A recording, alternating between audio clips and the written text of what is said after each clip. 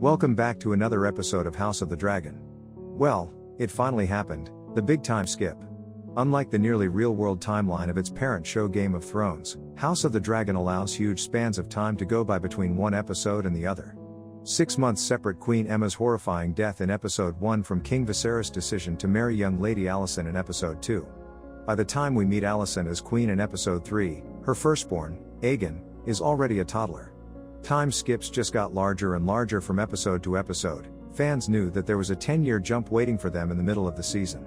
In The Princess and the Queen, the moment has come to leave behind the young versions of Queen Alicent and Princess Rhaenyra, among others, and say hello to their more mature selves. And most importantly, subscribe to our channel for more such awesome explanation videos and don't forget to like the video. A lot has changed in King's Landing over the course of a decade, but a lot remains the same. King Viserys is still around, though probably not for long, as is Ser Criston, who has managed to avoid any severe punishment for murdering a guest of the king at the princess' wedding banquet, thanks to the queen's good graces. Now played by Olivia Cooke, Alicent is still suspicious of Rhaenyra's escapades and makes no effort to hide it. With the king just a few steps away from kicking the bucket, however, the princess' love affairs and the queen's probing might have more immediate consequences. The main changes to the Westerosi capital's landscape are the absence of Prince Daemon, who's enjoying a trip to Pentos with his new wife, and the never-ending parade of children that now roam around the Red Keep. Little Aegon is now a Draco Malfoy-looking teen that enjoys beating his meat at the castle's open windows and tormenting his younger, dragonless brother, Aemond. Their sister Helena, on the other hand, is happy to stay behind studying bugs and other creepy crawlers. And then there are Jacaerys, Lucerys, and the newly born Prince Joffrey, Rhaenyra's children with Laena Velaryon. Or should we say with Harwin Strong? The real parentage of the prince's 3 sons is called into question many times throughout this episode, from the very first scene. But Laena and Harwin aren't the only fathers whose connection with their children, or alleged children, who are central to the princess and the queen. This week's House of the Dragon is all about daddy issues, fatherly love, and the weak spots represented by one's children. Lord Lionel Strong's position is threatened by his firstborn's affair with the heiress to the throne, and the king's hand ends up being blindsided by his treacherous second son, Larys. Out of love for his daughter, King Viserys pretends not to notice that his grandchildren bear no similarity with their so-called father. Otherwise, he would be forced to send Rhaenyra into exile. Across the narrow sea, Daemon awaits the birth of his 3rd child with Laena Velaryon, while caring for his eldest daughter, Baela, and ignoring his youngest, the dragonless Rhaena.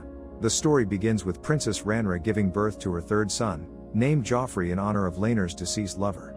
The princess and her husband seem to have a good thing going on with their open marriage, and Laena is content to have Ser Harwin siring the princelings. The trio never speaks of such matters out loud, but it's pretty clear that the boy's parentage is no secret behind closed doors when Laena introduces the commander of the city watch to his new bundle of joy. Outside the princess quarters, however, things are a bit different. Queen Alicent is more than a little bothered by her nephew's brown hair, considering that both Rhaenyra and Laena sport the silver locks of old Valyria, and she's not the only one. Unable to let go of Rhaenyra's rejection, Ser Criston is determined to out the boys as bastards. The only person that remains blind to the children's resemblance with Ser Harwin is the king, who has forbidden Alicent from bringing up the topic altogether. Not even Ser Harwin's fit of rage when Ser Criston mentions him possibly being the boy's father is enough to open Viserys' eyes to the truth. While training Alicent's and Rhaenyra's sons, the captain of the Kingsguard pits Aegon against his younger nephews, encouraging the older prince to beat them harder and faster with a wooden sword. Annoyed by the sword-fighting master's blatant disregard for the well-being of Rhaenyra's sons, Harwin intervenes, to which Criston responds by saying that Harwin shows the boys the same kind of consideration that a father would have for his children.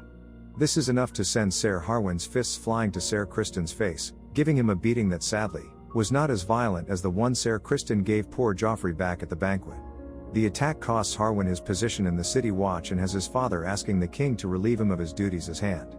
But Viserys remains unconvinced and refuses to dismiss Lord Lionel, allowing him only a short vacation to take his heir back to Harrenhal.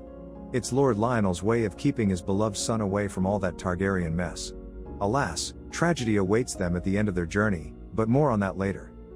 Following Ser Harwin's departure, Princess Rhaenyra tries to remedy the situation her own way at the small council. After bickering with Alicent over every single matter, from petty squabbles at the Riverlands to the Triarchy's return to the Stepstones, she asks to speak to the Queen in front of the council's members. The princess apologizes for any offense her family might have caused Alicent's, referencing an incident earlier in the episode in which Jacares, Lucerys, and Aegon presented Aemond with a pig dressed as a dragon. As Lady Laena explains to Baela in a different scene, half of all dragon eggs never hatch, and so it isn't rare for Targaryen and Velaryon heirs to remain without a scaled pet to call their own well into adolescence. However, Aemond doesn't take his lack of a dragon lightly and seems to be incessantly mocked for it by the other royal children. But it is also not impossible for anyone of Valyrian descent to bond with a dragon later in life. And so, Rhaenyra offers to give Aemond a dragon egg of his choice whenever the next batch comes.